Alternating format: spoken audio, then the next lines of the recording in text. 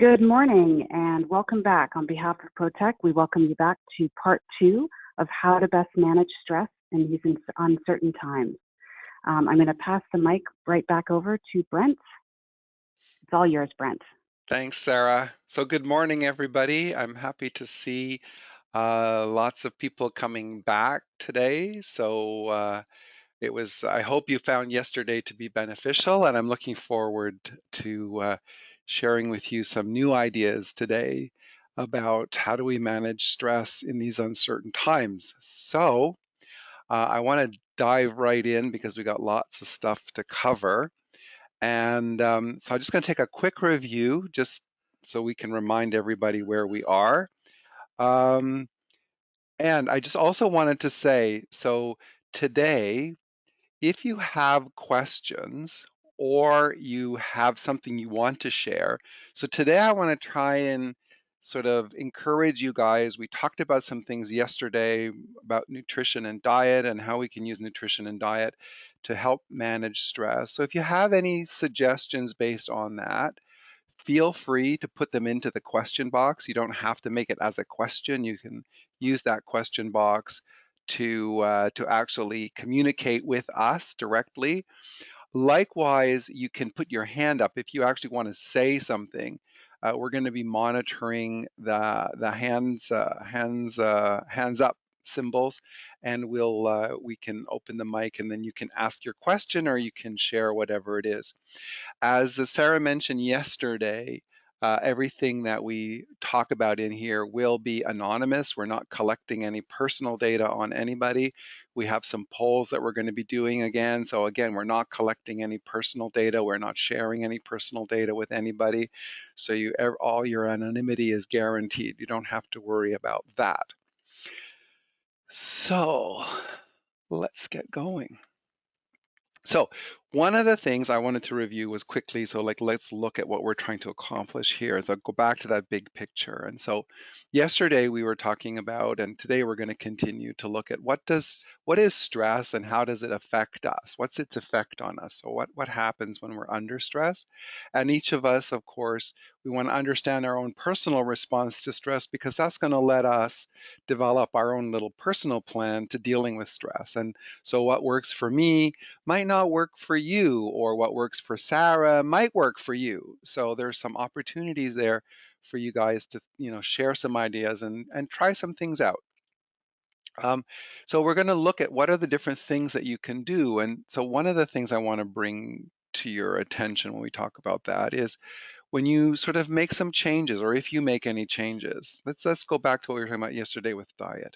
If you make some changes with your diet, aim for sustainable, small changes. Okay? Don't walk away from this going, oh, I got to change my whole life. That's not going to be sustainable. Nobody can handle that. So if, for example, you decide, okay, I need to change my diet and I want to include more of these type of the stress busting foods we talked about yesterday, then for sure, gradually introduce new things into your diet to help you cope with that change. So, and same thing with today. We're going to talk about some strategies around mental fitness and emotional fitness, as well as exercise. So don't just sort of dive right in, because if you fail, then that's going to make it more challenging. Okay. So we're also going to do some little relaxation techniques. I have a couple of simple relaxation techniques for you today. So in terms of the agenda, we've talked about the nature of stress. I'm going to give you just a quick review. The signs and symptoms of stress we talked about yesterday, and sort of looking at coping and stress management strategies. Today our focus is going to be on exercise, physical exercise, and mental fitness. And then it's about making healthy choices. So helping you decide what are some of the best choices that you can make for you. And also, I want to bring in the idea of sharing success and inspiring others. And so that happens at two levels. One is, if you want to share something in this class, please do. It might inspire somebody else. And also take some of this information with you and share it with your family or your friends. And I guess to that end, The recording is being, so this session, as you know, is being recorded. So I just want to make sure everybody knows that that's happening. But your personal information will not be revealed. And if for any reason you feel your voice might identify you and you ask a question, certainly you can please contact us if you want your section edited out. And if you do ask a question, we will not be referring to you by name. We'll just say a participant has asked this question or someone has made this suggestion. To that end, though, you'll be able to find on our YouTube channel, you'll be able to find a recording of the session we did yesterday. So maybe there were some things that you wanted to go back and listen to or look at. The YouTube videos are not in that recording. We're not allowed to do that, but you can get the basics of what we covered in the slideshow as well as what I was talking about yesterday. The same will go for today. So you'll have a chance to go back and look at what we talked about today on the YouTube channel. You can share it with your friends. Feel free to do that. Today I've added in actually the names of I have a couple of YouTube videos from TED. I have a couple of those. We got some polls we're going to do today. So I'm trying to make this interactive. And of course, if you have questions or comments, feel free to share those. And then we've got a little couple of application exercises for you, really, really simple. So just a reminder, any polls we're doing today, of course, are anonymous. We're not collecting any personal information. Nothing identifiable about anybody will be released. I wanted to start off today asking, the people that came yesterday, and hopefully they're all back. I see by the numbers, it looks like almost everybody came back, which is awesome. I don't know if it's really you or whatever, but did anybody do anything different yesterday based on what we talked about in terms of the nature of stress or even diet and nutrition? Or did anybody think of something that they wanted to share that maybe worked for them or works for them for diet and nutrition, stress management, or any other insight that you had from yesterday? Hi, can you hear me? I can hear you. Welcome. Excellent. Hi, friend. Thank you. So immediately after the session yesterday, I definitely went and grabbed a big drink of water, which was a great idea. And I found myself throughout the day, I really appreciated when you said that all your cravings took 3 to 5 minutes to subside. So I did find myself having quite a few cravings yesterday for sweets and salty things. And I really utilized that 3 to 5 minutes. And I was able to stop myself from eating quite a few cupcakes. Oh, fantastic. No, I found myself the same thing yesterday, right? It's like when you're stressed, you're like, oh my God, I want something, I want something, I want something. And it's like, okay, remember what you were talking about. And I went down to the kitchen, turned around, had a glass of water. I was very hydrated yesterday. Absolutely. But thank you for that. I really appreciate that feedback. I hope you get some Thank stuff you to for take that. away today. Thank you. Thank you. Okay. I actually have two Oh, comments in the question box too. A few people have said so cool. planned. One person said she planned the meal after the class and took a walk last night with husband, Oh, nice. and then another person took your advice about stop watching the news before going to bed, and she watched it around 6 o'clock instead of the 10 o'clock. You know what? That has been the biggest savior for me is the 6 o'clock news. Because the 10 o'clock news scares me. I can't sleep. So now Yeah. I'm like, and I actually last night I limited myself to the first 20 minutes, half an hour. And I did that just because you know what? Over a period of time, it just got to build, and they repeat the same thing again and again. I'm like, okay, 20 minutes is enough for me now. Yeah. But going back to the comment, the person who mentioned that they planned the meal after the class, fantastic planning a meal, and especially taking a walk with your husband. So one of the things that I find is a nice benefit or a nice byproduct, okay, of what's happening right now is you actually have time to eat together. When I look at a lot of families, So many people, so many families now, lives are crazy. We don't have time to eat together as a family. We don't have time to spend together and reconnect. And it's really, really important that we find people to reconnect with. And so, and especially, I was reading in the newspaper the other day, apparently divorce rates in Wuhan, China skyrocketed after they limited their or lifted their shelter in place laws and rules. And so all of a sudden, everybody wants a divorce, right? So I think that this is an opportunity for us to reconnect from our relationship perspective. And, there's so many things that we can do just together or with our family and involve each other, right? So, planning a meal together, spending time together, just talking together. And so to that end, I put in the handouts 26 questions to ask each other to get to know each other better. Because what I've noticed is, when you're with the same people all day and you're locked in the house, it's kind of hard to it's kind of hard to kind of think of something to talk about. So there's some questions maybe that you can get together and talk about over the dinner or lunch today with your family or your spouse or your loved ones. Um, yeah, so thank you for that. Does anybody else have anything that they did differently last night or anything they want to share? There are some, while we're waiting to see if anybody else wants to speak up, there were some more people that have come through in the question chat, Uh-huh. and a number of people have mentioned that they stopped snacking after dinner and tried portioning the Oh, meals that you excellent. had suggested. We also have someone said they stopped watching news all day and also walked and drank more water. Perfect. Perfect. With the portioning part, um, the portioning part is really, really important. And do it before you start eating. So there's a psychological thing that happens. So if you put so much on your plate and you say, "Oh, I'm going to eat till I'm full," kind of thing, you're going to eat the whole thing, or at least that's what I do. But if you say, "Okay, this is how much I'm going to eat," and then you say, "Okay," it's like a restaurant. You can order a couple of things and you say, "Well, if I'm hungry later, I'll order something else." Most of us don't. But if you put the portions ahead of you, then you can plan how you're going to eat it a little bit slower, as I was talking about yesterday. It can really, really save you a lot of unnecessary calories. So I encourage you to measure that beforehand and use it from that perspective. Excellent idea. I had a friend, I'll tell you this because I'm pretty sure she's not listening.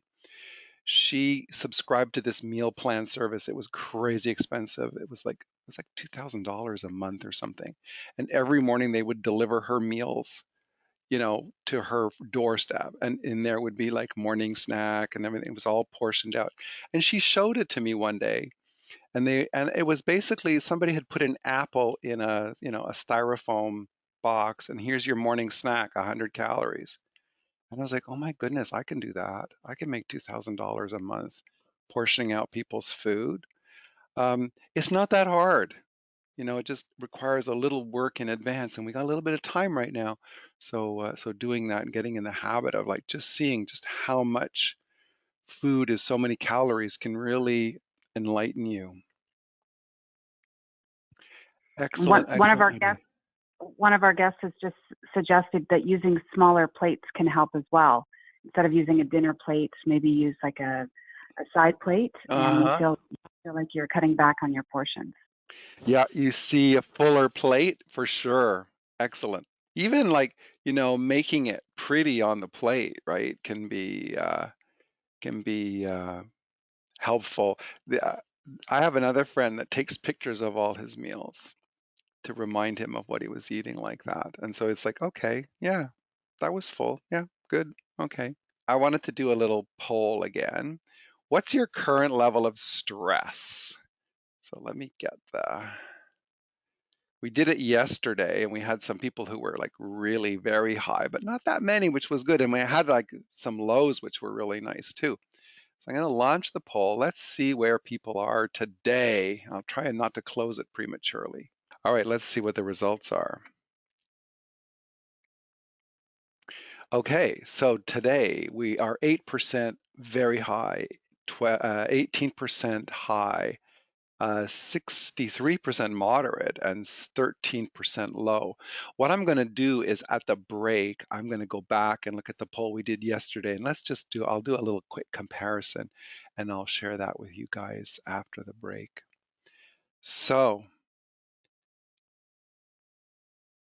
yesterday, we talked about the physical and emotional reactions to stress.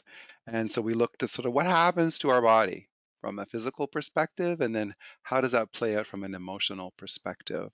And we covered the concept of eustress and de-stress. And if you remember, eustress was the stress that happens to us when good things happen. So if something really nice and so getting married, having being proposed to, being told I love you is wonderful things, but it can cause us a degree of stress.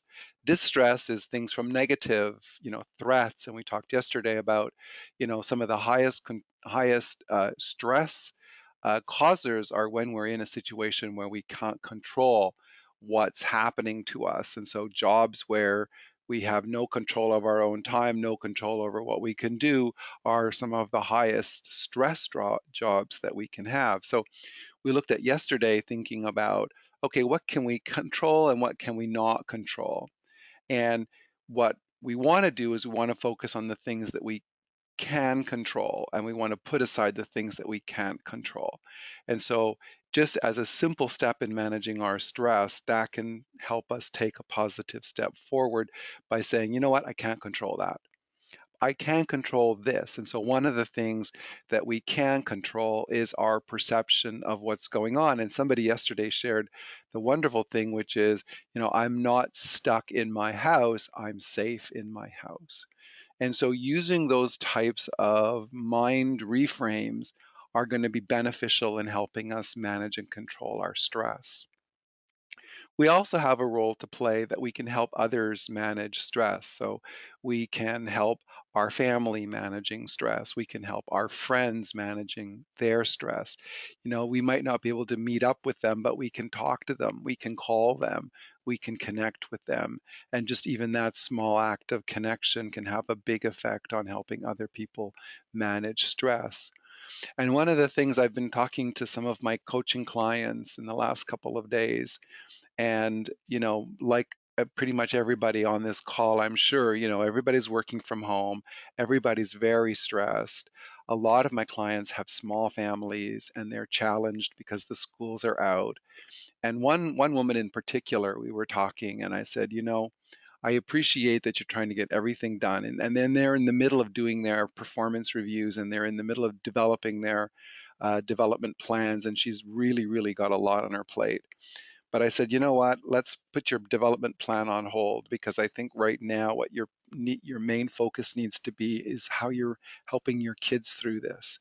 Because especially if you're a parent and you have kids right now, your kids are not going to remember the details. They're not going to remember how many days you were under shelter in place, or they're not going to remember you had to stay 6 feet or 2 meters away from people. And they're not going to remember, that you could only go to the supermarket or whatever, or essential services. What they're going to remember is how you as a parent and how you as a family handled this. And so this is the chance to teach your children resilience, how to manage their stress, how to cope with challenging situations. These are lessons that are going to last them a lifetime.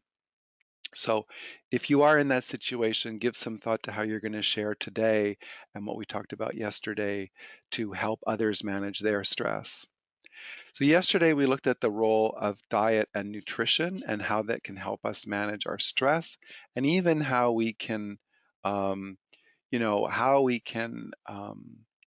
set up our body to help us even be more stress resistant, so when we're not under stress, right? So we can do it proactively and we can do it reactively, and our diet has a big effect there.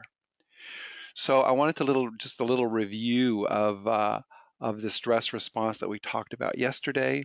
So we know that our adrenal glands are going to produce more cortisol, and more cortisol, when that's released over a long period of time, has a very depressing effect on our immune system. That's the biggie that we wanted to take away from there.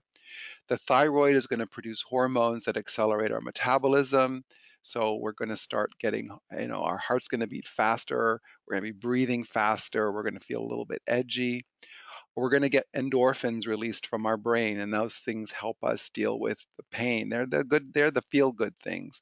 The trouble is that after the period of stress goes down, then the level of endorphins go down, and then we start to feel things like body ache and headaches, and especially if you're migraine prone, that's something that's going to happen. Our digestive tract slows down, so our stomach feels full, we feel bloated, we can have trouble digesting our food. We know that sugar gets released into our blood, so it's a short-term source of energy. So we talked yesterday about the importance of managing our sugar intake, or our simple carbohydrates versus complex carbohydrates, to manage our sugar, and especially if we are insulin dependent diabetic, or even if we're type 2 diabetic, this can have an enormous effect on our overall health. We looked at the fact that cholesterol is released. It's a long-term source of energy, and so if we already have high cholesterol, this puts us at risk for heart attack and stroke that we don't want to do. We know our heart rate increases, and consequently our blood pressure increases. And so if you have high blood pressure already, when you're under stress, it's definitely going to increase your blood pressure, and then throw in lots of extra salty snacks and your blood pressure goes up, and that puts you at risk for heart attack and stroke. So we want to these are things that we can manage, and we'll see today. For example, if you look at relaxation techniques, that's definitely going to help your digestive system. It's going to definitely help your blood pressure, and your heart rate is definitely going to help you calm down your entire circulatory system. So there's some good things that can happen as a result of not only food, but also from mental approach to things. We also know our breathing rate increases, and that's because our heart rate increases. We're pumping more oxygen to our blood. But if we have things like asthma, or there's a lot of pollution, and right now we're getting into allergy season, which puts an increased risk for additional stress on our body. Our blood thickens, which also puts us at risk of strokes and other circulatory and cardiovascular things. So I don't want to scare you. I want to remind you about these things, and that when we look at exercise, and then we look at emotional health, we have some important things that we can do here. So we had 3 stages of stress yesterday. The acute, bang, something happens. It's our immediate reaction. And that's like, there are some immediate things that happen, and then over a period of time, when we get exposed to stress over a longer period of time, we get into the resistance phase, and that's when we start to see some of the long-term effects of, say, for example, the hormones that are released in our body, and the fatigue and the headaches and those types of things start to set in, sort of the longer term effects of stress. And then over a very long period of time, and we talk about exhaustion here, damage to our immune system, that's like years of stress. It's not like 2 months, okay? So you don't get worried about that. But the one that we're looking at right now, if we're going to spend like the next couple of weeks or even a month under sort of some of these stressful situations, we're at the risk for that resistance stage of stress if we don't do something. So I have a little video I want to show you. And again, I'll just remind you, the volume of the video, the volume controls are going to be on your computer. I don't control that from my end, and hopefully everybody's video is going to play smoothly. It's a short video. If not, you'll also be able to look at that on your own time. So just a little bit of a reminder, and it'll set the stage for today's conversation. Okay, so a message about how we can use mindfulness meditation and think about what we're doing in terms of exercise to help manage our stress. And so we're going to start off today talking about exercise. I cannot stress enough how important exercise is to helping us manage stress. And the underlying value, is that when you exercise, no matter, when you get physical, when you move around, you're increasing your metabolism. And your metabolism is what's going to help you metabolize things like cortisol and deal with all of the hormones that get released in your body. So it's a very, very important part of being able to manage your stress from that perspective. So it really, really helps us if we're able to do any kind of exercise, because it really helps metabolize the hormones. It helps us deal with things on a physical level, because stress ultimately, is initially and ultimately a physical response that happens in our body. So if we're able to use exercise, it can definitely, definitely help us deal with that. So I have a little poll. So I'm just curious, how much exercise do you do in a week? So how much exercise do you do in a week? So I got a couple of polls here. So let's see what people say. Right. We have somebody asking what defines exercise. Like, would a walk constitute exercise? A walk will constitute exercise. I actually have a little slide that I'm going to show you about. So right now, don't worry about like my official definition of exercise. Just go with your definition of exercise to answer this question. But there are some guidelines as to uh, what levels of exercise are going to be beneficial in helping us deal with stress. But I'm not gonna go on too hard a definition right now. This is just, if you're asking that question relative to, how much exercise do you do in a week? If you figure it's exercise, go for it, and then I'll let you reset your idea after. Okay? But it's definitely okay. When I talk about exercise here, I'm not saying, okay, how many times a week do you run 10 miles or something like that? No, that's not what we're talking about. And while we're talking about this idea of exercise, for those of you who do no exercise or little exercise, if you decide that you want to start doing exercise, or if you're doing a little bit of exercise now and you decide you want to do more, keep in mind, if you haven't been doing any exercise, it also might be worthwhile checking with your doctor before you start an exercise program. Or the other side is, if you're doing it because you have some underlying physical conditions, then you would be really wise to talk to your doctor about what are some different accommodations that you can do for whatever limitation or whatever situation you're facing. So you would be surprised at the different opportunities you have to change or to alter different exercises depending on maybe what your limitations are, or depending on sort of what you're capable of doing.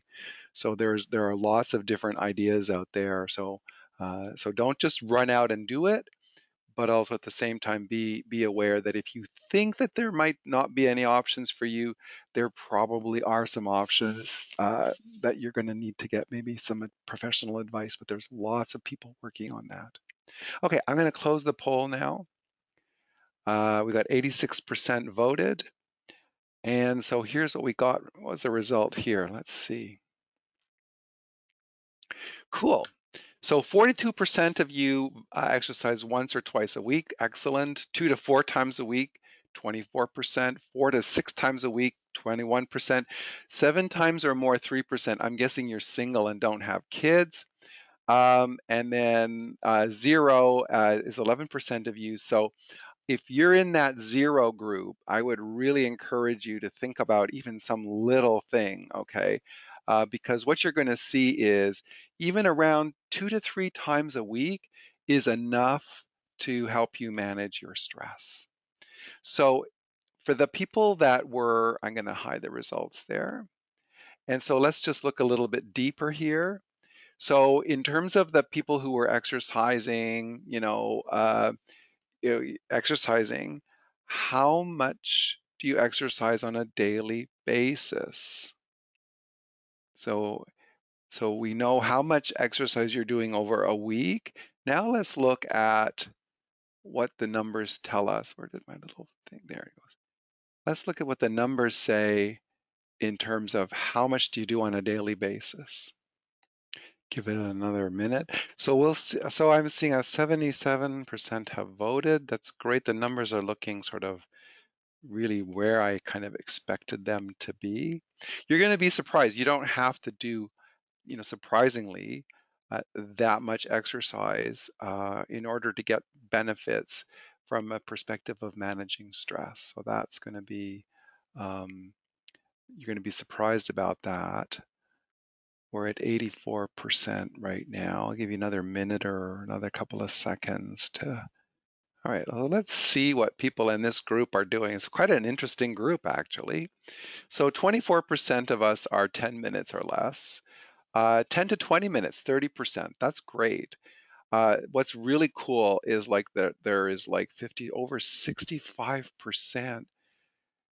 Over 65% are the 10 to 40 minutes a day, and like a huge number are doing lots of exercise. That's great. That's really, really good. You guys are good time managers if you're doing that, especially the guys who are doing like half an hour, 40 minutes or more. You have a serious dedication, and I bet that you get some good results dealing with your stress with that. There's a lot of also emotional things. One of the reasons I ask about exercise on a regular basis is because exercise on a regular basis is also not just the exercise itself, but it's the discipline of doing the exercise, which is actually a very good exercise in mindfulness. And that sort of mind focus, taking care of yourself, doing something for your physical benefit is actually overall a very healthy approach to take in your mind in terms of dealing with stress. So that's one of the other benefits that we get. So now we know how much people exercise on a weekly, daily basis. So what type of exercise are people doing? This is kind of interesting.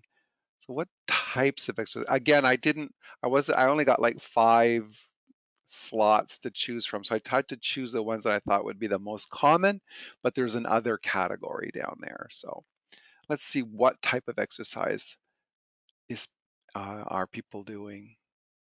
And if you're in that other category, uh, feel feel free to put in that question box what that other is. I'm kind of curious what that other is. So if you feel comfortable sharing that, put that in there. That would be kind of interesting for us to know. Walking and body weight exercises. Awesome. Push-ups, sit-ups, crunches, twists. Yes. Pilates, yoga, walking. Oh, I want to hear about the Pilates and yoga because those are really, Pilates is really good if you have physical limitations. If the person doing Pilates and yoga wants to talk a little bit about that, put your hand up and we'll invite you to chat. Lots of people doing walking. Yeah, at-home workouts on YouTube. Yeah, I'm surprised, that there's a ton of people doing stuff now on YouTube. I guess the other side, maybe the benefit is that lots of fitness instructors don't have much to do, so they're trying to stay in touch with us by putting and uploading stuff onto YouTube. So there's a great opportunity there for being able to work out at home. All of the above. Awesome. Yeah, I should have had walking on there, shouldn't I? Did anybody want to actually talk about anything they're doing? Oh, yes, here we go.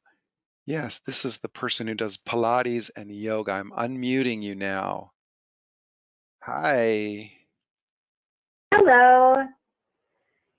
So I absolutely love doing Pilates. It's one of my favorite things to do. And there's a really great program on TV done by, her name is Karen Carter, both with a K. And it's about 40 minutes. You can also find it on YouTube. And she does videos and discs and stuff as well. There's different levels. So you can find either a beginner level or an intermediate or an advanced level, depending on where you currently are, and you'll find that you easily work through it. So you might do her beginner exercises for a few weeks, and then you find that you're ready to move on. She's got lots of energy, and it really gives you that mobility and energy, and it's just phenomenal. I love the Pilates. The Pilates is really good. What made you? Because it's especially good for people who, I know it was originally designed as an exercise that was to help people like dancers who had a physical injury to get them back into shape for dancing. Was I think the origination of Pilates. It's amazing what you can do as a Pilates workout. If you've never done it, I'd encourage you. Wouldn't believe you can sweat that much. I don't know. I was You are really right. shocked. You're Even right. Well, I used to be a dancer when I was younger, and I found that I'm in my 40s now, and I find that as I age, I'm losing that flexibility, and I was really missing out on that. And I found yoga to be good, but sometimes it can be a little bit too slow for me. I work in a very high pace. I've got a lot of kids and full-time job, so I like to be go go go go. And yeah, sometimes the yoga can be a little bit too slow for me. So I like the Pilates that it's got that same feel, all the same stretches, but everything goes a little bit faster paced. And I was really able to build up my flexibility, which was what I was missing to be able to do the dance that I used to do. cool. Well, thank you very much for sharing. I really appreciate that. No problem. Thank you. Anybody else? If you want to put your hand up and share some of the things that you find with exercise that you're doing. So I put the poll results up here. So 6% cycle. That I thought more people would cycle. I guess the weather hasn't been good enough for that yet. A group exercise class, 14%. Run or jog indoors or out. That's the most popular one. Playing sports. Oh, that's interesting. People are more kind of on their own stuff. And then the other I get was a lot of walking, and I'm also getting doing at-home workouts. Excellent. Pilates, yoga, those types of things. Stair climbing, yeah, especially if you live in a building. If you're someone who, if you live in an apartment building or a condo, that's something that you can do up and down many, many floors. That's an awesome idea. Swimming is really, really good too. Very low impact, physical impact on your body. Um, did anybody else want to share anything that they're using in terms of exercise? Okay. I'll hide the results. Again, we're going to try and get the results to you so you have a kind of uh, measure of that. The last poll that I have was, if you do exercise, do you feel it benefits your ability to manage stress? Do you feel that the exercise that you're doing benefits your ability to manage your stress? Okay, we're at 80%, so that's a good number. All right, so this is what we got. This is very interesting. So 66% said yes, it does benefit your ability to manage stress, and 34% not sure. So that's an interesting one. And so if you're in that not sure camp, what I'd like you to do is, as we talk more about this today, next time you exercise, give some more thought to what's actually going on in terms of your exercise, and then maybe make a little bit of a change based on maybe some suggestions or tips that you pick up on today. And hopefully that's going to tip you into the category that would say yes. So it might be, paying more attention might be beneficial, but also you might just need to make a couple little changes, and you're going to get some results that, it's like you're almost there, but you'll get some more beneficial results, hopefully. So let's look at what happens. So when you exercise, there's lots of physical benefits that happen to your body, and they happen both at a physical level as well as a mental level. And so that's why exercise is so important. So when we exercise and we achieve a certain level of exercise, so generally when we're talking, somebody was asking about a definition of exercise. Generally, the level that we're looking to get is sort of achieving some level of sweating, some level of, exertion that's causing our heart rate to go up. So that's why if you're maybe more in the I'm not sure camp, maybe it's something that you need to look at is maybe I need to bump it up a little bit. Maybe I need to sort of sweat a little bit. And I've got some guidelines for you in a couple of slides. But so when we exercise and we sweat a little bit and we get our heart rate up, generally our body's going to release endorphins, and that's going to help us manage the endorphins. It's also the reason why runners, when they really push themselves, you'll hear of this thing, maybe you've heard of it, the runner's high. It's that release of endorphins that's really, endorphin is not that far from kind of morphine in terms of its chemical structure. So it gives us a bit of a high on our own, right? So that's a benefit, and we feel good. We feel good about ourselves. We feel good about the world. Exercise generally, we often feel good about our bodies after because we're doing something good for ourselves. Exercise tremendously associated with helping us manage our blood pressure. So especially if we're under a lot of stress and you are prone to higher blood pressure, exercise is one of the best things that you can do. And in fact, a lot of physicians these days, if you have high blood pressure, will first suggest before they put you on pills, try exercise. Exercise is also really good for helping people control their appetite. Um, and so what you want to be aware of, though, is that there is this little mechanism that kicks in when you exercise that you think, okay, well, I exercised all this, I deserve something else. And if you remember yesterday, we talked about, 200 calories. What does 200 calories do?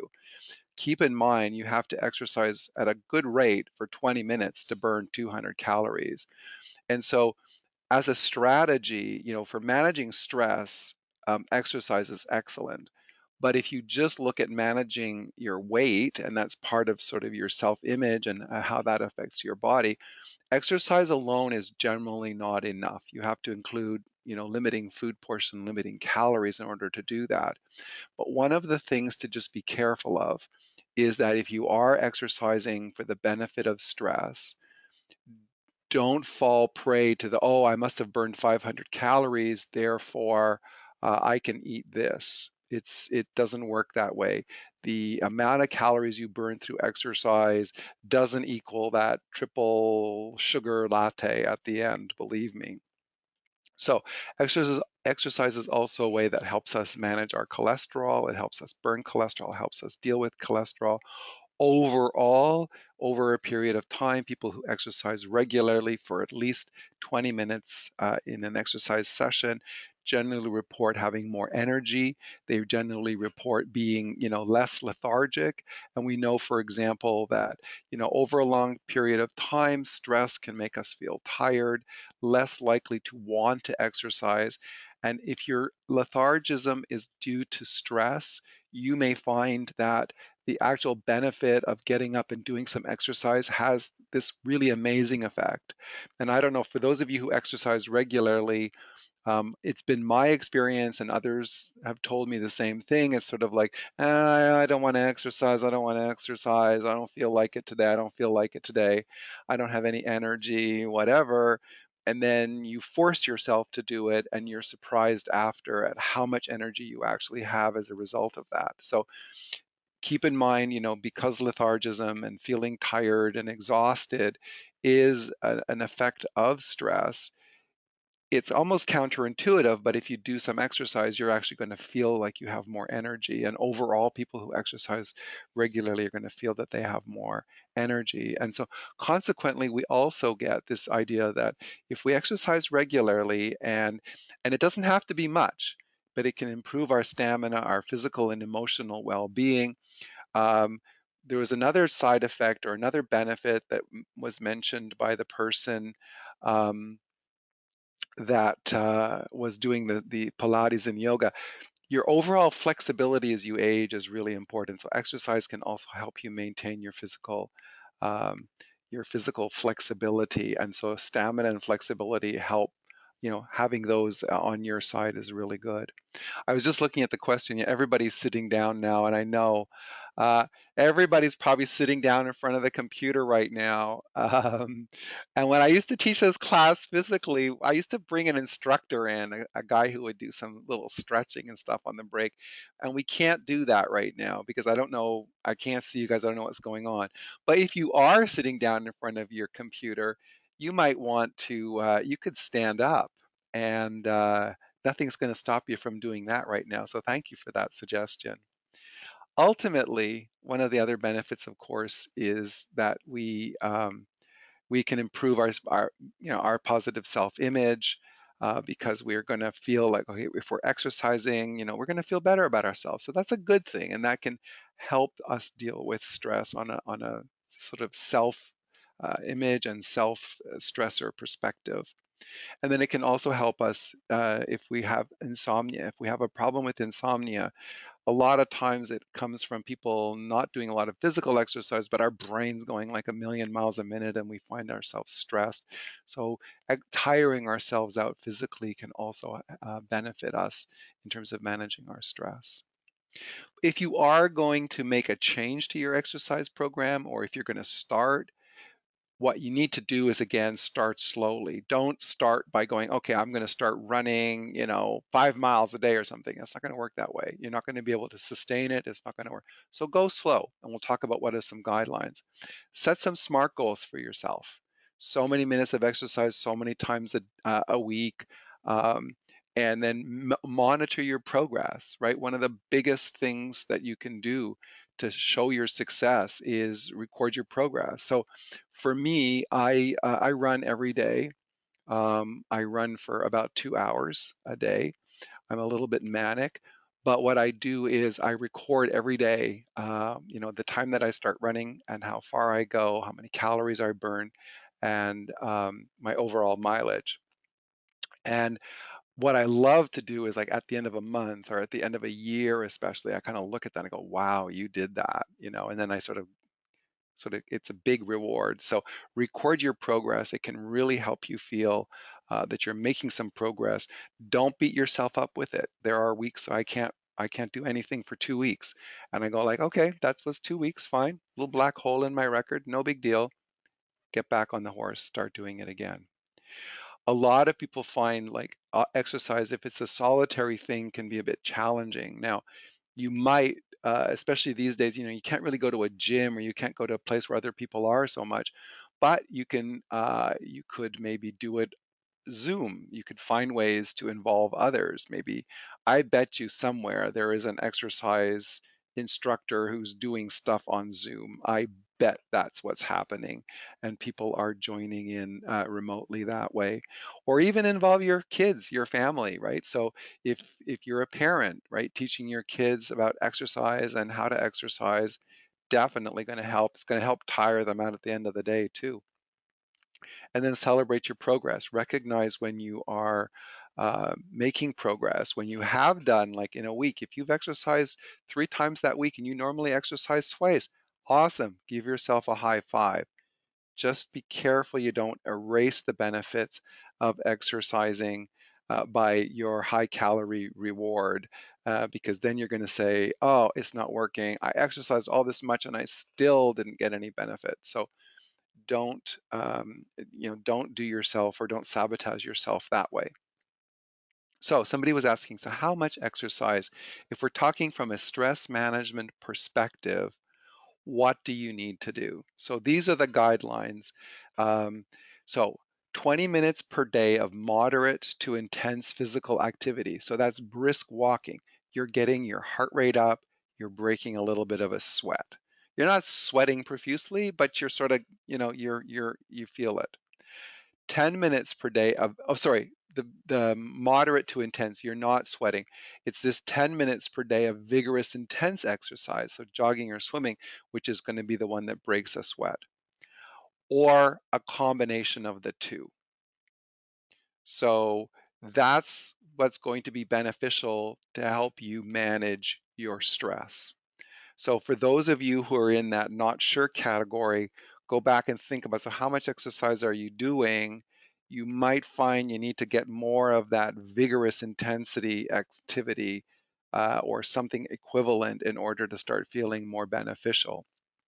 So that's not to say that at the end of today, I'm saying, okay, you got to do 30 minutes of exercise every day and it has to do that, because for some of us, that's just not possible. Pick your battles. Pick what's going to work for you. 10 minutes per day of vigorous, intense exercise, you can find some time for that. If you do a little bit of time blocking, a little bit of time planning, you can do that. And yesterday, I was talking about the benefits or the importance of managing your stress, planning your time out. having a routine. For a lot of people, regular exercise consists of finding a time in the day when you can exercise regularly as a routine, and that's when it's going to really help you benefit from the exercise as well as manage your stress. But having said that, even a little bit is better than nothing. So I don't want you to sort of say, oh, okay, well, I'm not doing that, so I'm going to give up. No, no, no, no, no. Don't do that. Any exercise is better than nothing. Even a little bit of exercise is better than nothing. So go back and think about yourself. Maybe I need to make a little change.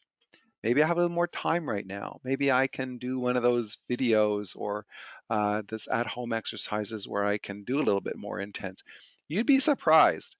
10 minutes, that's like checking your Facebook status and looking at what people have posted on your Facebook wall. You can incorporate a little bit of vigorous exercise, as was mentioned before, standing a little bit more as opposed to sitting. Small little changes. So I'm going to challenge you right now. I'm going to challenge you. See what you can do to incorporate a few more minutes of exercise into your day that's going to help you manage your stress. They sure did, and Ooh, I'll share some of them with you. thank So you. we had someone who did a 5-minute workout plan from YouTube, which is a great idea. You can, free and do a search for whatever amount of time you've got, and there's lots of choices. Cool. We had somebody do stairs and stretches. Oh, Uh, excellent. yep. Another person did 5 minutes on a recumbent bike. Ooh, cool. And one of our students has some mobility issues and has trouble walking, but she was able to walk the stairs up to the second floor and back, which was a really big deal for her. So that's excellent. Fantastic. And another person walked around their main floor 15 times. Cool. You know what? I saw a video on the news. Um, in Japan, they're now getting locked down, and apartments are super small in Japan. So this guy was out on his balcony walking back and forth. It's sort of like doing laps in a hotel pool, but it's like you don't need a big space to do that. That's awesome. That is great. I'll continue reading a few Yeah, more. We had yeah. one person walked around 2 minutes of planking, 2-minute Ooh, wall sit, and 30 sit-ups. So a nice variety awesome. there. Yeah, full body there, full body workout. Yeah, total body workout. Another person did squats and push-ups. Again, something you can do in a very small amount of space. Yeah, yeah, yeah. So another person did some stretches and marching knee taps. And one person took a walk with their grandson and also walked up and down stairs several times. Gosh, we've got lots of people have been busy doing stuff, which is great. Oh, wow. We even had somebody vacuum the house as far as they could, which is great. Oh my God, That's a send them over to double. my house. Yeah. And a quick walk outside. Again, I don't know where everybody's located, but I can tell you where I am today is a beautiful sunny day. So it's a great opportunity to, if you're able to safely take a walk even later on, with participating in this in the distancing, but get some fresh air in there too. Yeah. And 10 minutes on Pilates on YouTube. So Pilates is definitely being done by a few of us here. And and walking the dog around the loop Yep. and sit-ups. So looks like everybody took your suggestion and time and used it well. So that's great. That's all right. Well, what we'll do is if you do put your hand up later, you want to share, that's awesome. I am super happy to hear that you guys did that. And somebody remind me, you know what, like even doing like, if you want to combine doing your housework with your exercise, I think that's awesome. Uh, you can vigorously vacuum the living room rug or you've been who I'm inspired. I think this afternoon after lunch I'm going to go out and I'm going to wash my windows in the front of the house. because I don't have to be close to anybody, and the view will be nice, and it's nice weather, and that will be good. I did a few minutes. I did actually 10 minutes. I did a little bit of a run, and I got a little bit carried away because I was listening to a good song. So before you know it, it's very easy. 5 minutes isn't very much. And for those of you, especially who shared, you did some, even if you have sort of mobility issues or limitations, there are still things that you can do. Don't overdo it. But there are lots of help in terms of physiotherapists. There are lots of people give you lots of ideas of things that you can do.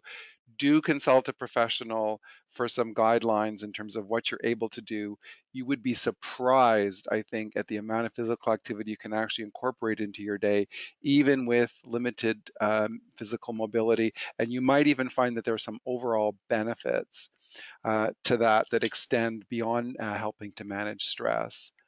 I'll mute you back. Okay, so let's move on now. I wanted to talk about the mental health and mindfulness aspects, so a little bit of relaxation. I will say one of the other benefits of exercise overall, and as you know, prolonged exposure to stress can also lead to sort of some anxiety and some mental health issues. It can provoke depression. Exercise is also seen as very good prevention and maintenance if you are subject to depression. For me, I sometimes get the seasonal affective disorder from living in, a northern country where it's dark all winter.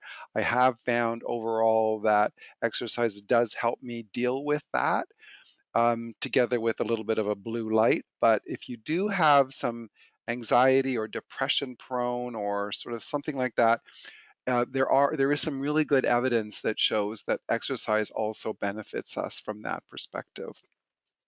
So, um, so let's talk about mental health and stress and why it's really important for us to manage our stress if we are subject to that. So, when we look at dealing with stress, there is a mental health component, and we know that stress and prolonged stress, especially, can provoke anxiety, quite quickly.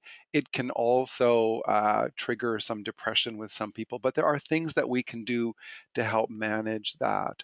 So what we see is that, in a long, especially that chronic stress stage, we see sort of higher incidence of depression, and we want to try and avoid that because that's the last thing that we need when we're feeling stressed. So what can we do?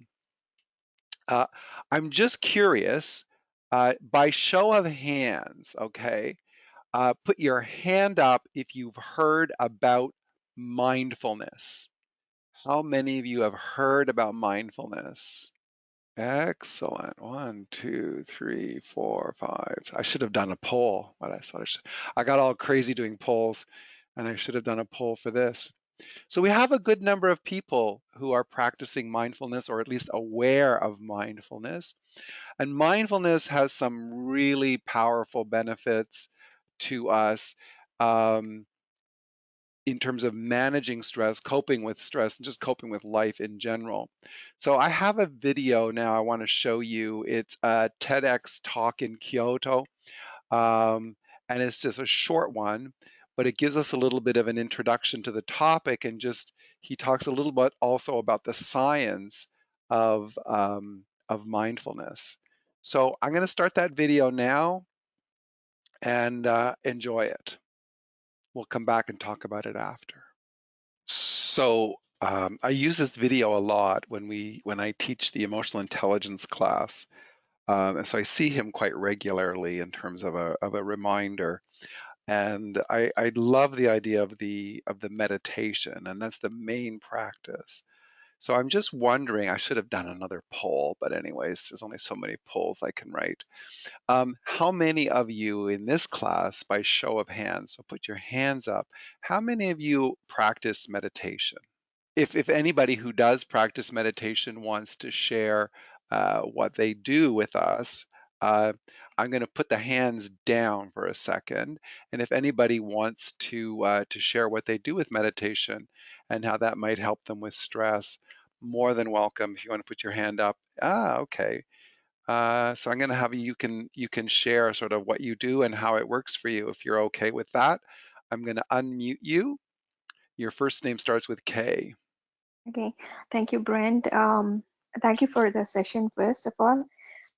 So let me talk about like how I do meditation. So my meditation starts with yoga. So and there is a breathing control during my yoga, where I have to be very particular about like how I inhale during a particular exercise and exhale during it. So I keep on monitoring my breathing. So when I sit down to do my meditation, am like it's already settled down. My mind has already settled down because I've been watching my breathing. That's what you was talking about, the breathing, how you monitor your breathing. So when you start monitoring your breathing, that's where your meditation starts. And I practice a branch of meditation which is called transcendental meditation, because most meditation, they say like you should not concentrate because you have to stop your thoughts. But like the kind of meditation I do, it's like we don't concentrate. We let Yeah. the thoughts come, but there is a way to move your thoughts away and move to a place where your mind becomes like quiet and there are no more thoughts and you are more relaxed. The 20 minutes he was talking about. Yeah. So, Yeah. So do you yeah. find it relaxes you more from doing that? Yes, because the 20 minutes he talked about 20 minutes, and like when you concentrate during that 20 minutes, you can see like your breathing slows down. Hmm. You're not breathing as much you do daily. That's what he's talking about. The oxygen Yeah. consumption becomes lower. So it's very relaxing at the end of 20 minutes. Yeah. Excellent. Yeah. Thank you. Thank you very much. Thank you. Thank you, Brent. Thank you for joining us. Um, so when I saw this video, I started looking at this video 2, 3 years ago. I don't know, maybe some of you have been in classes that I've taught before, and maybe you know this about me. I spend a lot of time in Japan, and there's a little Buddhist temple behind where I live in Japan in a little village. And sometimes when I get jet lagged, I go up there and I chat with the monk and I'll do Zen meditation. And the first time I did it, he said, "No, come, I'm going to just do 20 minutes of meditation. We'll do a short one." And I was like, "Really? 20 minutes is really long." And so then we did this meditation, and this was the one you have to clear your brain of everything. And I swear to God, my brain was like a monkey on cocaine in a cage screaming and yelling. It was not relaxing at all for me. But I persisted. So I went back over the week. He did a couple of classes. There's only 2 or 3 people in this class because it's a village of 16,000 people. But over a period of time, I'm not at 20 minutes by any stretch of the imagination, but I have picked a little video that is going to be like a beginner meditation video that I'm going to show you in a minute.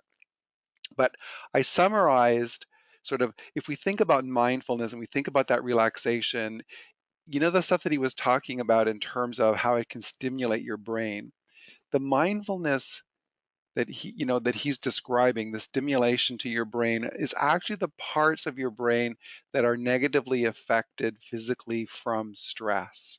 So mindfulness, it's not only just the feeling of being relaxed, but it actually can give some positive benefit physically to your brain on areas of your brain which actually suffer when we are under stress. So just keep that in mind. So there are actually physical and mental benefits of mindfulness. Um, One of the benefits that he doesn't mention, but if you start to do a little bit of examination about mindfulness, is increased optimism. So people who practice mindfulness generally exhibit an increase in optimism. Now, that is a very powerful perspective to have on your side when you're looking at dealing with stress. Counter that with, if you have a more negative perspective or a more negative outlook, that's only going to just lead to more stress. But if you have a more positive outlook, a more optimistic outlook, that's actually going to help you cope with stress in a more positive way. As Reverend Takafumi was talking about, your ability to stay in the moment is really, really important. When we talk about things that we can control, things that we can't control, being able to stay present in the moment and not worry about the future, because stress comes when we get worried about the future and we worry about the past. He describes it as suffering, right? But it's a form of stress. So, especially when people are feeling very, very overwhelmed, mindfulness and meditation can play an important role in our ability to stay in the moment and cope with things at that particular time. Very important strategy for managing our stress. So when we think about, we can't control the future. We don't know what's going to happen, and we can't change the past. The only thing, as he said, is we can just deal with what we have in the present. His message, and this is his message, and I think it's really important, is to leave judgment behind. And you'll find if you're able to sort of move to a point where you're not judging others or yourself, you're going to find that your stress levels can decrease. So maintaining your objective point of view as opposed to, why is this happening to me? Oh, I did something bad, or this is bad. If you can move away from that type of judgment, you're going to find that it's going to help benefit you in terms of finding peacefulness in your mind. So things are not good or bad, they just are. And sort of moving to that perspective. So overall, improve self-control, improve self-management, and improved attention, which is emotional intelligence, is definitely going to help you manage your stress. So if you are looking to sort of expand that, think about exploring more about emotional intelligence, learn more about yourself, learn more about your ability to manage yourself. It's going to definitely help you overall. And mindfulness is something that we see as helping us deal with long-term situations. So I think ideally now when we're thinking about sort of, for example, many of us don't know how much longer are we going to be, working from home? How much longer will it be that we have to physically distance? How much longer will it be that I can't see my friends? That anxiety of not knowing over a long period of time is going to lead to some stress. Mindfulness can help us cope with that uncertainty, especially when we talk about that long-term perspective. From an ability to help us sleep and rest, mindfulness and meditation definitely have uh, positive effects on our ability to relax. And you saw on the graph there how it actually helps feeling more rested, helps feeling sort of regain our mind perspective, because of course you combine stress with not being able to sleep, not being able to relax, and it turns very negative very quickly. But you'll find in your physical state, if you're able to get a good amount of rest, it can help you retain perspective over the stress and not let that stress overwhelm you. Mindfulness also, when you start to investigate, the meditation and the practices of mindfulness are proven to help you slow your heart rate down and decrease your blood pressure. So, so those are some very powerful physical benefits as well as emotional and mental benefits that we can get from mindfulness. So the main practice that he talks about is meditation, and there are many, many different kinds of meditation. So thank you for the person who does meditation for sharing that with us. There are lots of different kinds of meditation. The temple where I go in Japan to do my little practice meditation, I like the bell. So the monk caught me one day. I had my phone and I was recording the sound of the bell, the temple bell. And he said, "Why are you doing that?" And he's a young monk. He's actually kind of a fun young guy. And I said, "Well, because when I want to meditate at home, I like the sound of this bell, and then I can play it after, 10 minutes or something." And he started laughing and he goes, "Oh, there's an app for that." So go to the App Store, the Google Play Store. You're going to find lots of different apps. I am sure that there are tons and tons of YouTube videos about different types of meditation. I don't think one meditation is better than another kind of meditation. Personally, I think you want to find the meditation that works for you. So there's lots of different options out there these days. It's something you could do on your own.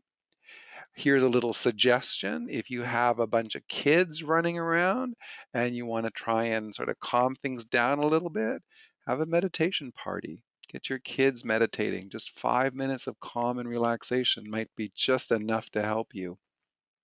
So there are some meditation proven emotional and physical benefits. Our brain activity is improved, and he was pointing out how our oxygen consumption decreases, our CO2 increases, and our serotonin levels increase. So these are actually measurable benefits of meditation from a physical perspective. And 20 minutes of meditation can equal a restful 6 hours of sleep. So if you are finding that, for example, you're suffering from insomnia and you're finding it difficult to sleep properly overnight, you may find that meditation might just help you gain that extra boost to recover that energy and rest. So think about maybe incorporating a little bit of that into your day. Now, I was looking because I told you about my experience with meditation, and it was like the monkey on cocaine in the jail, screaming and yelling and banging the cup on the bars. So I was looking and looking and looking, and I found this really interesting short 3-minute beginner meditation. And I thought it's something really simple, and I wanted to share it with you guys. It's really easy. It's been on continuous replay in my house for the last few days. And so it's surprising now all the YouTube suggestions that I'm getting about meditation. But anyways, I'm going to share it with you guys. Very, very simple 3-minute meditation to help us stay focused. So why don't you sit down, be very calm, and then he's got some guided meditation to help us relax for 3 little minutes. Here we go.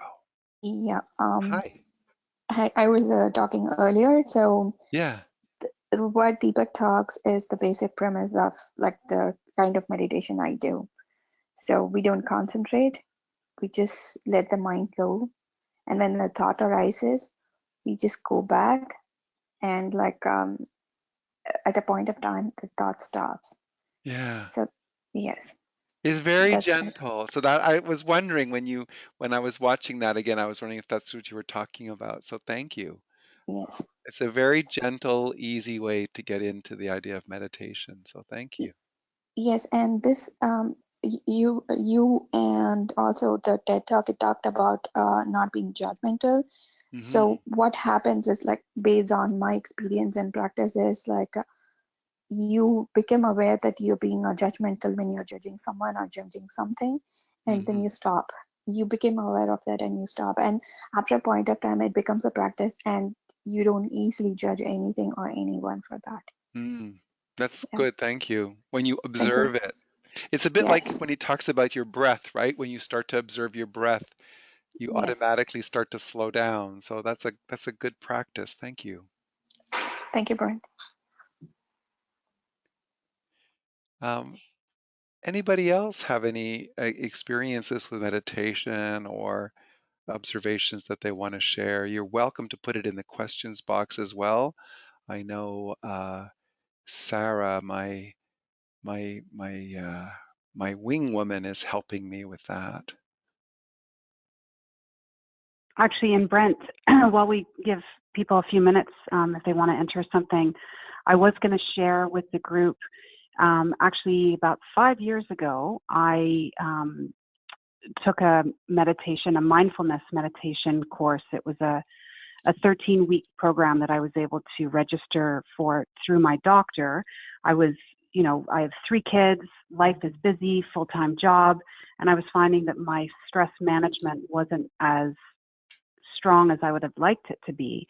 And it was actually a friend of mine's husband had taken this mindfulness meditation course, and he had gone from having hypertension, really high blood pressure, and his doctor said to him he was 40 years old, he said, if you don't get a hold of your stress management, you are going to die before your 60th birthday.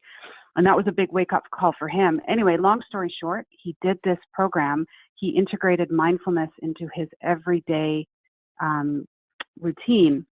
And within 3 months, he was completely off his medication, and his blood pressure was not only in the normal range, but in the low, like the prime level of normal. So to me, that was enough to say, well, I'm a little bit skeptic because I can't see it. It's not tangible, but I'll give it a try. And I can tell you that it's extraordinary.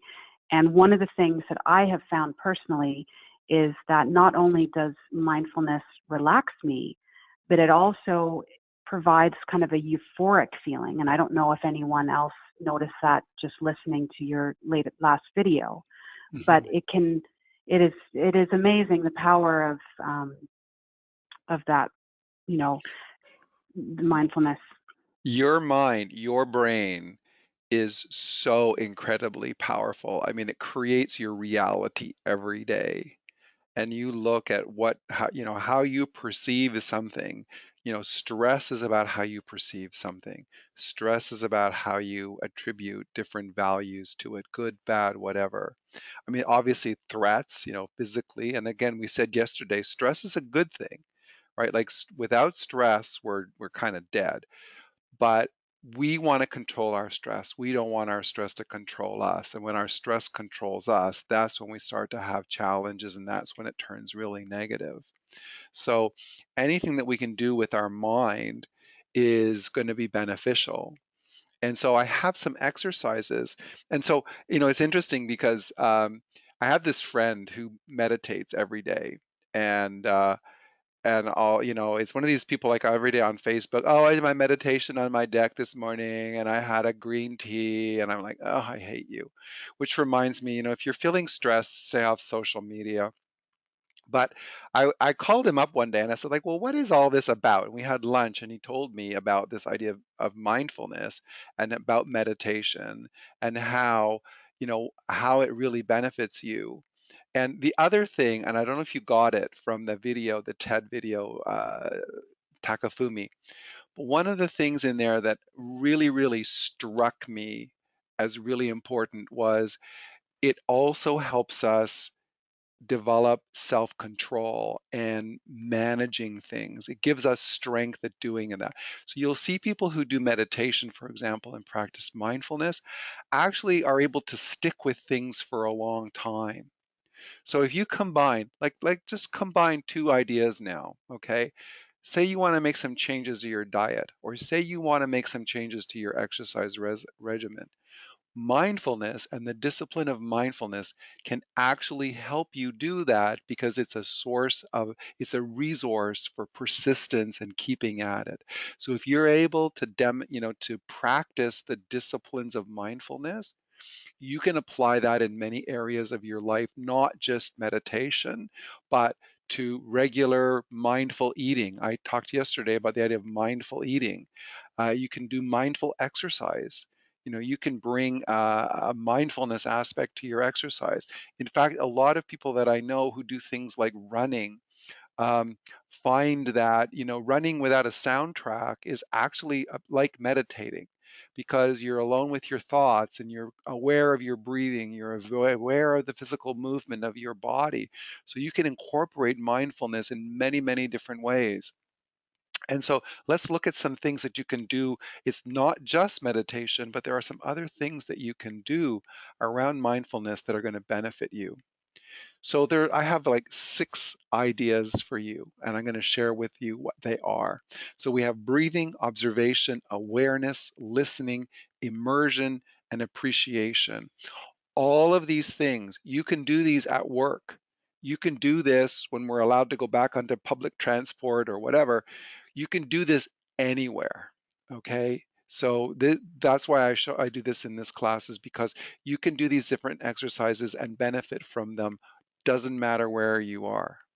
So the breathing exercise, very, very simple, and it builds on those exercises of just paying attention to your breathing.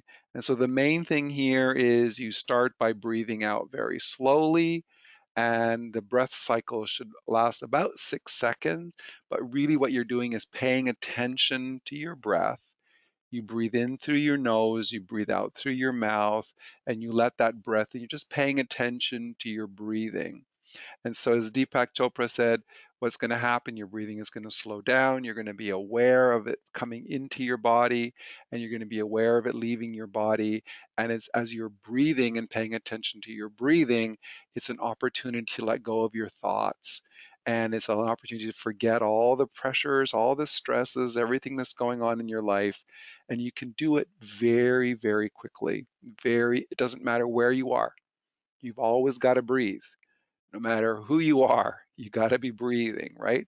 So pay attention to your breath, pay attention how it fills your body. And then, watch with your awareness as you're thinking about this, think about how you're allowing your breath. So sometimes people will use the metaphor of I'm breathing out all my stresses. I'm breathing in new feelings of relaxation. I'm breathing out all my stresses. That's one way that you can do it. And then I found this thing. I don't know if anybody's ever heard of this. It's called box breathing. It's a technique that the U.S. Navy SEALs are taught, and they're taught to use it in times of like high stress, high anxiety situations. And it's a really, really simple practice. I use this a lot. You can do it especially when I'm facing situations with anxiety. For me, it's like boarding an aircraft. I get very anxious and stressed, so I do this box breathing.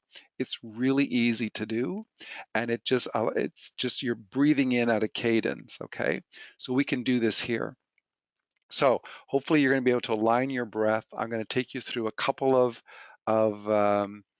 cycles of it. What you're doing is going to breathe in on a count of 4. You're going to hold your breath for a count of 4. You're going to breathe out for a count of 4. Hold your breath for a count of 4. So that's why it's called a box, okay? Or 4 square breathing is another term for it. So let's see if we can get our breathing all aligned here.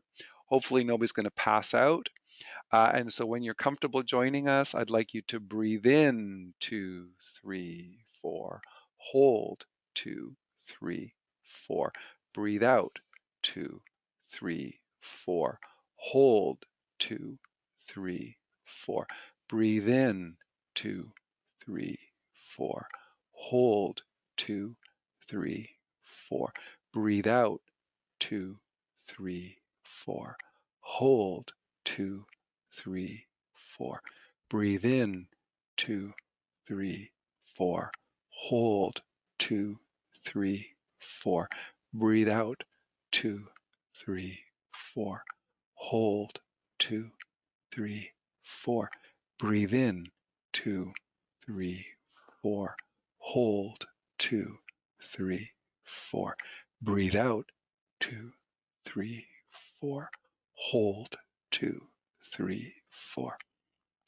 Okay, simple, right? That was probably about 40 seconds. So hopefully you feel a little bit relaxed. Hopefully it's something you can do really quickly and easily. I came across it because it's also something that's associated with helping people with insomnia. It can help you fall asleep at night, especially if you're the kind of person who, for me, I'll be exhausted, I'll be tired. As soon as my head hits the pillow, there's like 1,000 things racing through my mind. Oh, I got to remember this. I got to do this. I got to do that. Oh, don't forget this. Don't forget that. So this is something that you're doing when you're putting yourself to bed and you want to get some calm, allow yourself to drift off to sleep. Very, very simple practice. And what it does is it helps clear your brain of all of the nonsense, all that noise, and allows you to calm down and hopefully fall into sleep. Another technique, mindful observation. This is something, again, you can do it anywhere. What you're doing is you're focusing on one thing. And so in this example here, as on the screen, you're going to see, okay, I'm focusing maybe on a flower or an insect or the moon or clouds. It can be anything. I find personally, I like to focus on nature things like a plant or a flower, just because I find that more restful, but it can be anything.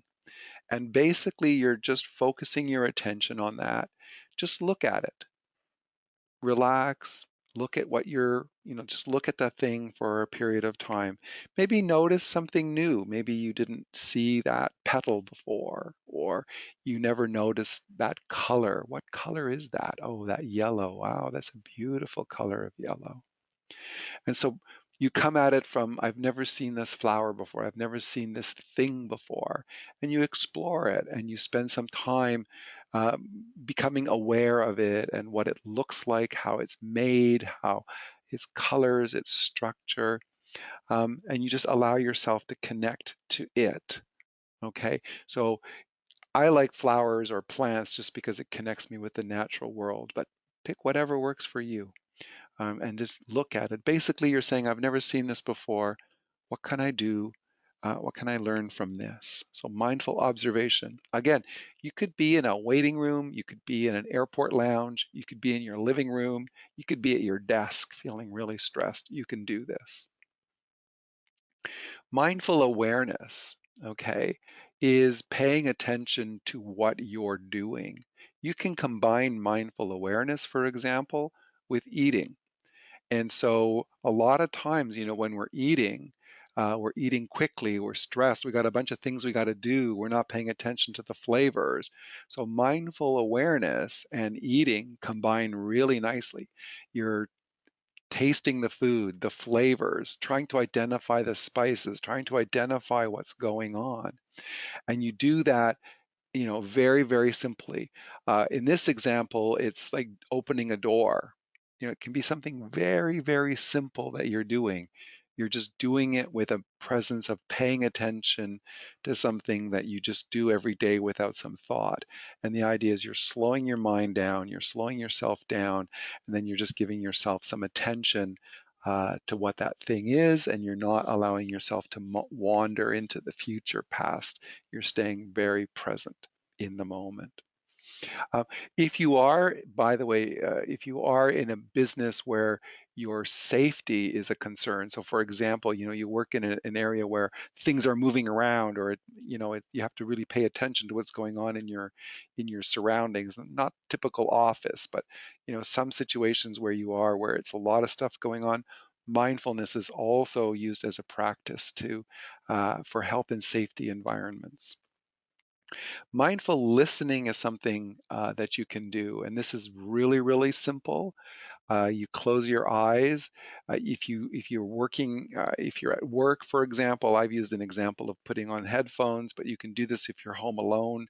You listen to some music. Now, the idea is um, um, you're not judging, you're not checking your email, you're not doing anything like that. You're just listening to some music. Now, it might be, some people, I like classical music, so I like to listen to classical music. I heard about some research that classical music tends to line up with our heartbeat, so it helps slow down our heartbeat and do that. But whatever music you like, and then don't judge it, just listen to it. Ideally, it should be peaceful or restful. And then just listen to an entire album. And so listen to, and it's not sort of like a playlist here, just an album. And you're not checking your email, you're just sitting very, very quietly listening to what's going on. There are, I don't know if they still exist, but years ago, you used to be able to buy these CDs that had sounds of nature, an ocean, half an hour of an ocean. Um, in different times. So it was very windy, or it was very rough, or very soft, or whatever. You could hear rain or the ocean. They had different nature sounds that you could do. You can probably still find them on iTunes or something and listen to them. That's another good way of practicing mindful listening. And basically, you're just listening to hear what's being said, what's the sound, what are the tones, if there's vocals, how many people are singing, what's the range. You're just really paying attention to what you're hearing, and you're not sort of allowing yourself to be distracted by what's going on around you. Again, you can do this on public transport, you can do it in your living room, you can do it at the office, you can do it at your desk, you can do it anywhere. Mindful immersion. So this is something that's really interesting, is that you're just being aware of your environment around you.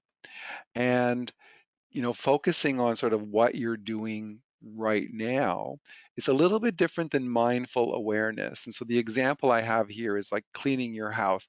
I like to clean when I'm stressed.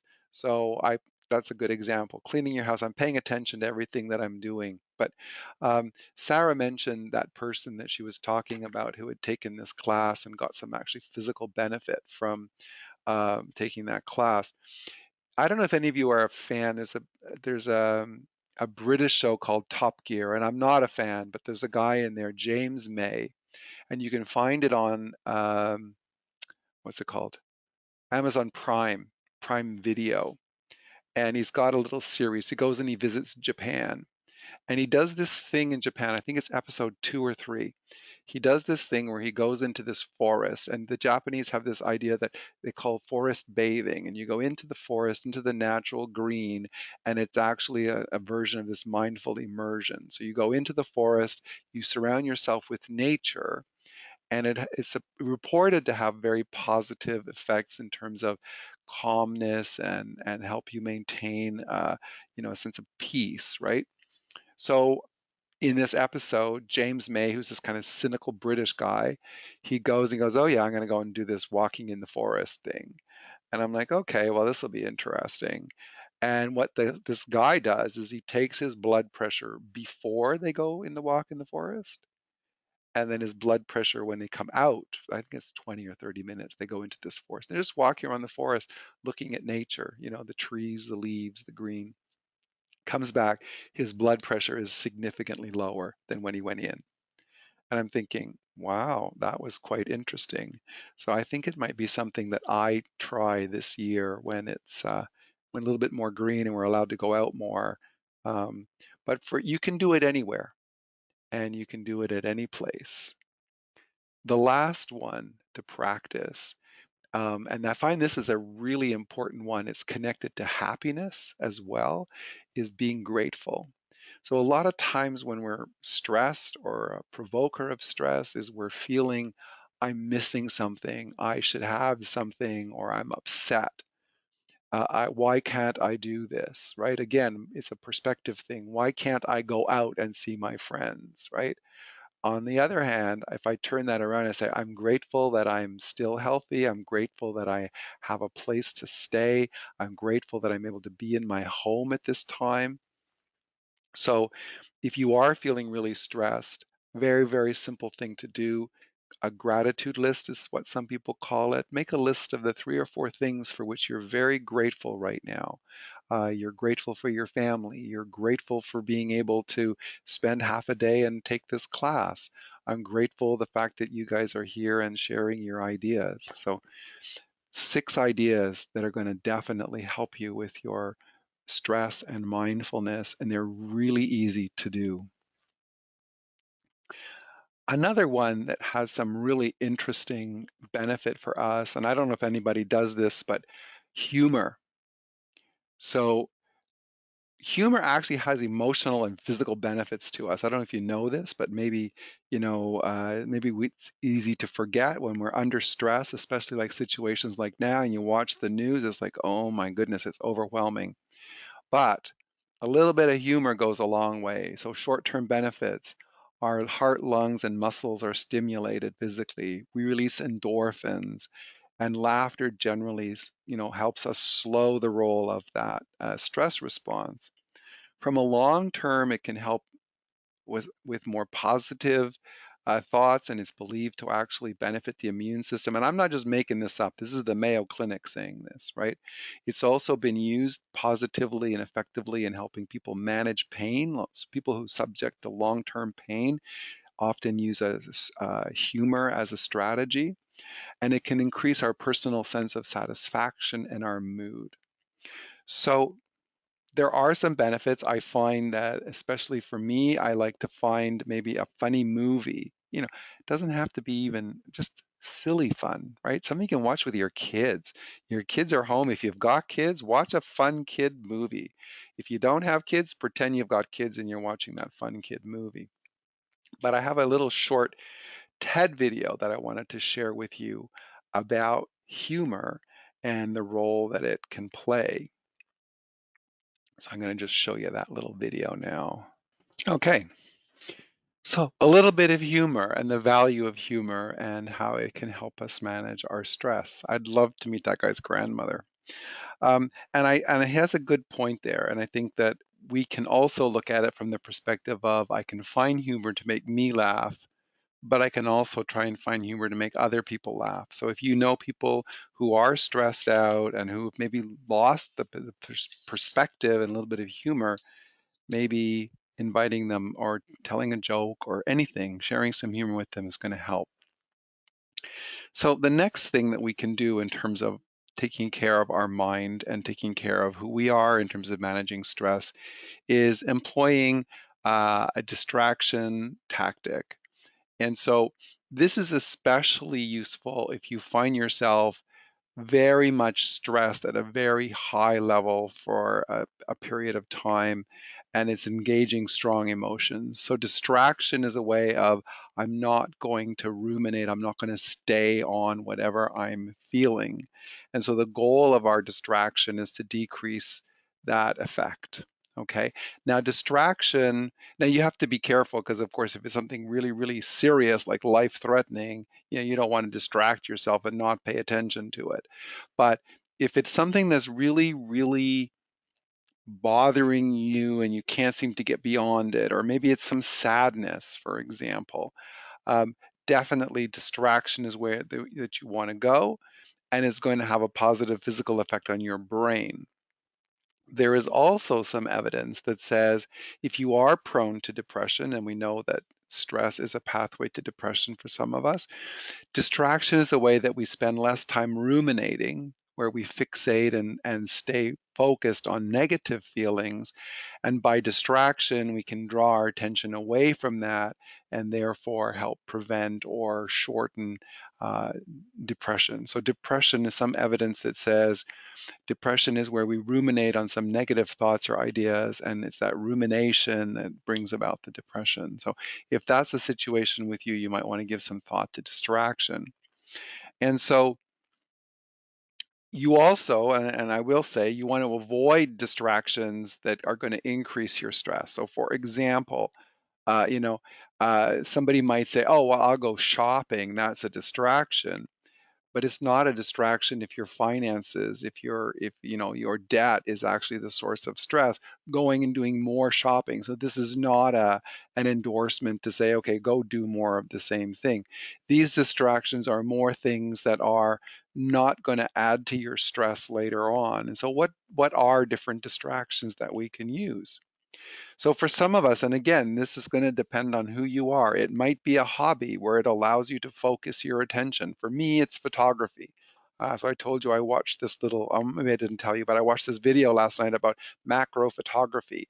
That's my project for this weekend, a little distraction. I'm going to go take some pictures of plants.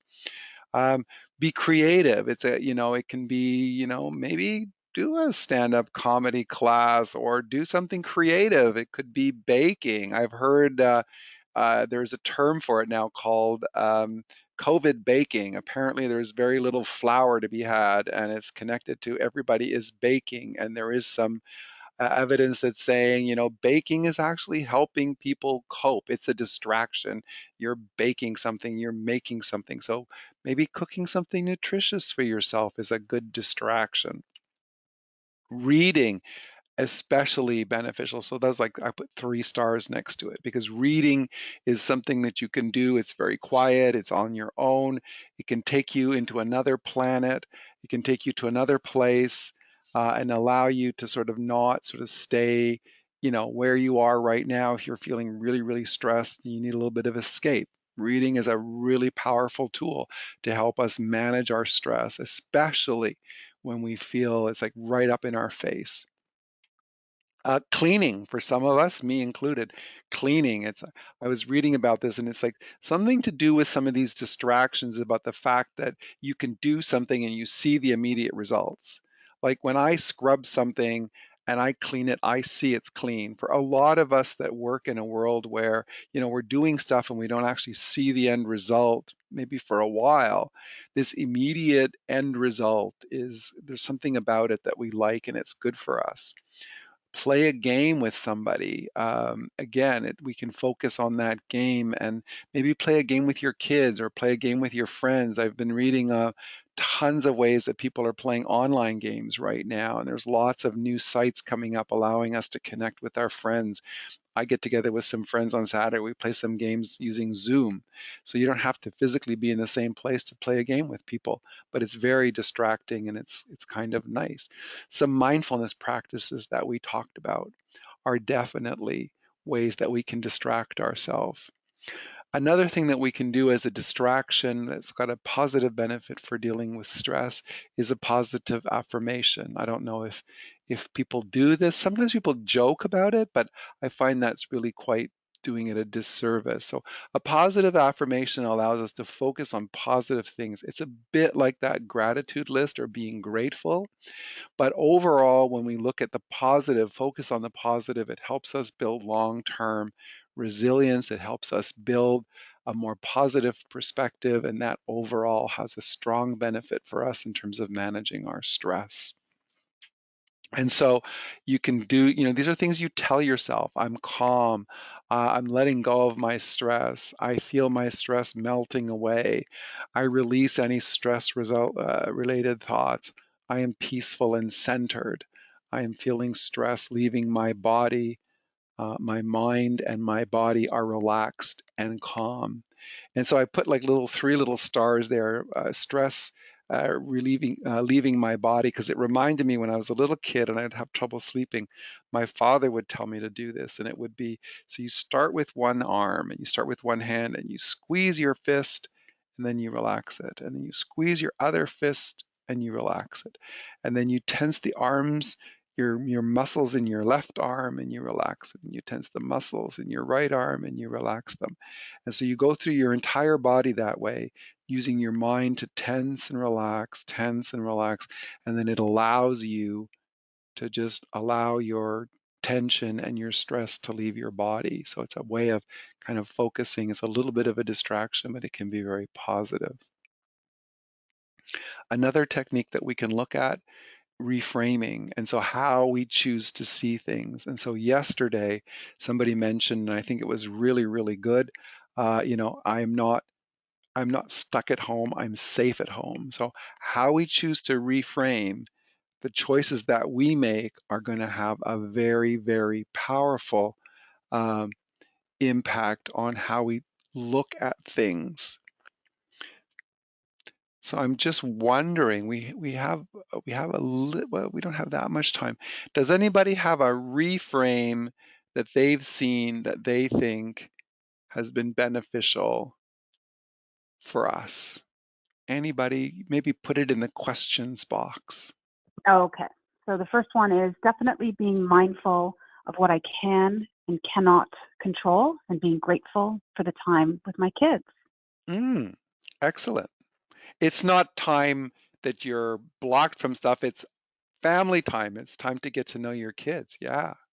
I was just going to say, one of the things that I've heard that's come out of China following their kind of removing some of the quarantine pressure that was put on, you mentioned that there's been an increase in divorces, but I've also heard that some people have been saying how they didn't realize in the moment the gift that time was with their family. So this, a little bit of a shift in perspective is a lot of people are actually kind of pining and wishing those days back after they come out of that dark cloud.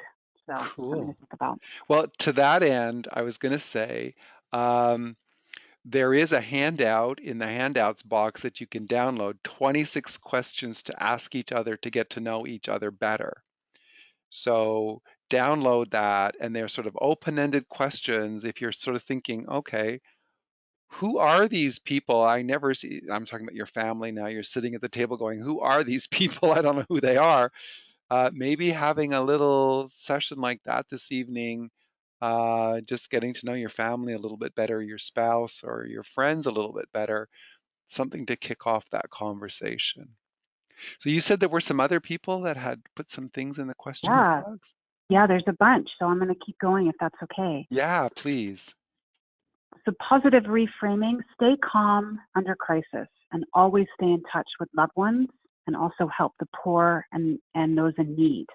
Mm. So a good reminder that there's a lot of people that are alone and Yeah. frightened, and they don't have family with them in the home. So absolutely reaching out in ways that we can is helpful. Reframing, I'm enjoying the additional time that I have to connect with my family. Again, another reoccurring Yeah. theme. Nice positive thing. Yeah. And another person said, we are not working from home. We were at home during a crisis, trying to work. Very Ah, true. yeah. Yeah. Yeah. Um, and just overall reframing reactions to the situation, which is, Yeah. a constant conversation, as you said, with all the incoming media. And another person said this has been a great time to improve self by taking lessons like these, which is fabulous, because Yeah. oftentimes in our busy regular routine, we wouldn't necessarily have the privilege of having 2 mornings to join in these conversations. So that's great. Yeah. Yeah. Uh, so I have here Corona courtesy in quotes, Uh-huh. not social distancing. I cannot take credit for this term, but it did come from my Oh, I organization. love it. Corona courtesy. I love it. I love it. I love it. I love it. That's excellent. And the last comment I have was when watching the news, instead of watching the disaster, watch for the helpers. And Mm. in reference to learn from Mr. Rogers, that there's a lot of good news that's coming out of this with the people that are being so kind and compassionate and helpful. Yeah. Yeah. Well, I look at it, my brother, so it's a little bit close for me in some ways because my brother works at a hospital here in Toronto in the emergency room. And so he's like on the front line. And I hear stuff every day about what's going on. And I just think, you know what?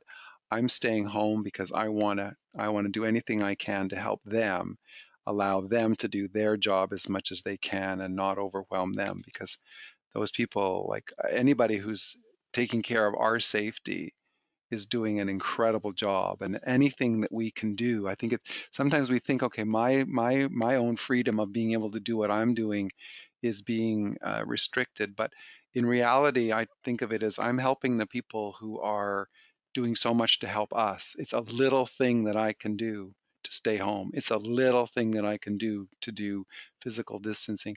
It's not a big deal, but it can have an enormous effect on the people who are working so hard to keep us safe. Yeah. Uh, Another reframe that I have for people I wanted to share, and that's around boredom. And so there's been a lot of writing lately about, how, you know, there's I guess we're looking for people to bring creativity and innovation to work. And we're looking for creativity and innovation in people. And there is a very strong connection between boredom and creativity and innovation. And so what the writing is about is that a lot of kids, a lot of parents think boredom's bad, and we try to do things that our kids aren't bored. Kids are, well, I'm bored, I'm bored.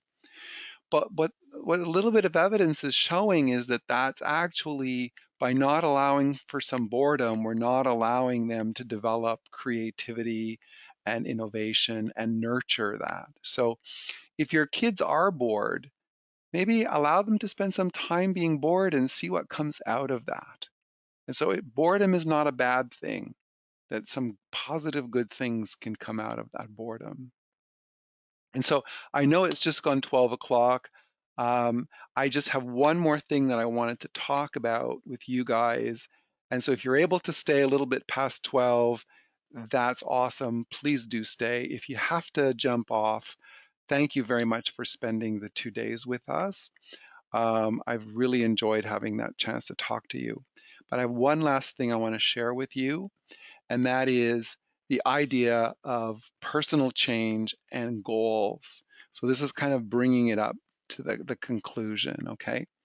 So think about yourself and think about the stress situations that regularly affect you. Write them down. Now think about what your typical response is to those situations. ideally you're going to discover that now you've got some choices that you can make in terms of how you see those stressful situations. Maybe it's reframing, or maybe I need to protect myself by eating better, or maybe I need to do a little bit more exercise, or maybe that exercise needs to be a little bit more intense, or maybe I need to get some more mindfulness things going. Whatever they are, think about yourself and think about some small changes and your choices that you can make in terms of how you're going to respond to those. And so this is actually taking what we've learned now and putting it all together. We know that simple changes to our nutrition and diet, simple changes in terms of exercise, simple changes in terms of our emotional approach to things, our emotional intelligence and our mindfulness, we know that they can have big effects overall on our ability to manage stress. So you might want to go back to the recordings and look at what we've talked about as a reminder later on. But what I'd like you to do now, you have a little bit of extra time. And if you're doing this for yourself, that's great. If you have kids, this is an amazing thing that you can teach them. Teach your kids about SMART goals for their success. So define, I've got 3 SMART goals that are going to help you better manage your stress, but it just, one SMART goal can make an enormous difference in your ability to manage your stress. So SMART goals are specific, they're measurable, they're attainable, they're relevant, and they're time-based. Maybe it's a conversation you have with your spouse tonight as you're sitting and having a mindful dinner. Maybe it's something you're doing with your kids. Think about SMART goals that are going to help you cope with stress and cope with the future, become more resilient, become more optimistic, become more positive. Overall, we know that people who have goals are generally going to be more successful in achieving that. So it has a huge impact in our ability to maintain perspective and direction. If you've taken my time management course, you know that the central issue around being good at managing your time comes from having personal and professional goals. Now's a chance, a gift that you can think about what those goals are and think about how they can contribute positively to yourself and to others. Having goals can have a positive effect on our ability to manage stress, especially counteracting some of those negative internal stressors. So think about your goals. They can help you achieve balance, help you manage your time, put things into perspective. So that brings us to the end. I have a poll. Maybe we'll do one last poll. What do you think about that? I did a poll, and that was, do you currently have SMART personal goals? One last poll. So this is sort of what I experience a lot when I talk about this. I'm going to close the poll now, just in the sense of timeliness here. So what do we see? We see that 43%. Okay, come on. So 43% said yes, and then I would even challenge that further. So that 43%, are your goals written down? Ideally, you have SMART personal goals that are written down. That's awesome.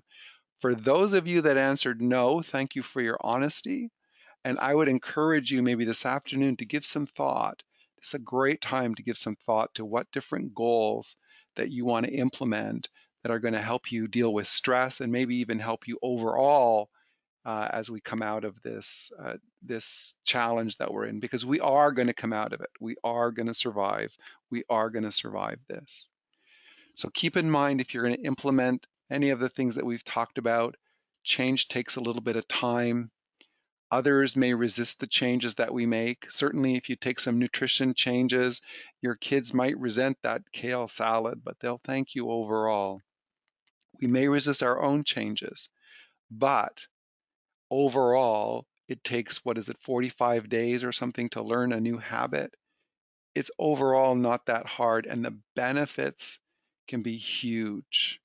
The positive benefits can be huge.